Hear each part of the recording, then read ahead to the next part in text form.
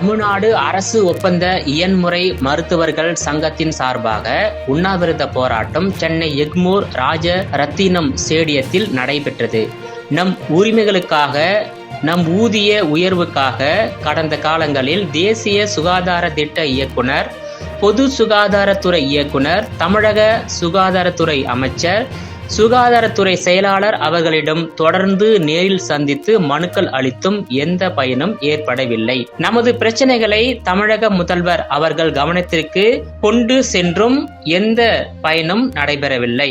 இந்த நிலையில் முதலமைச்சரின் தனி பிரிவுக்கு நம் சங்கத்தின் சார்பாக தபால் அனுப்பியும் பலன் கிடைக்கவில்லை. மாவட்ட ஆட்சியர், மாவட்ட துணை இணை இயக்குனர் அலுவலகம் ஆகியோருக்கு மனு அளித்தும் ஊதிய உயர்வு குறித்து இதுவரை எவ்வித அறிவிப்பும் வரவில்லை. நமது கோரிக்கைகளுக்காக அரசு செவி சாய்க்காத காரணத்தால் நாம் அனைவரும் இந்த உண்ணாவிரத போராட்டத்திற்கு தள்ளப்பட்டுள்ளோம் என்பதை தெரிவித்துள்ளனர்.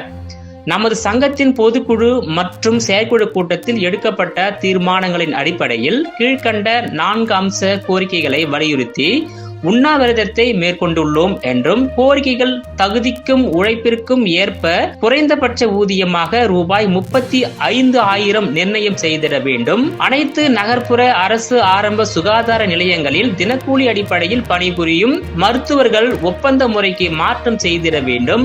5 வருடங்களுக்கு மேலாக ஒப்பந்த அடிப்படையில் பணிபுரியும் எங்களை பணி நிரந்தரம் செய்திட வேண்டும். சம வேலைக்கு சம ஊதியம் வழங்கிட வேண்டும் உள்ளிட்ட கோரிக்கைகளை வலியுறுத்தி தமிழக அரசுக்கு எடுத்துரைக்கும் விதமாக இந்த உண்ணாவிரத போராட்டம் நடைபெற்றது குறிப்பிடத்தக்கதாகும்.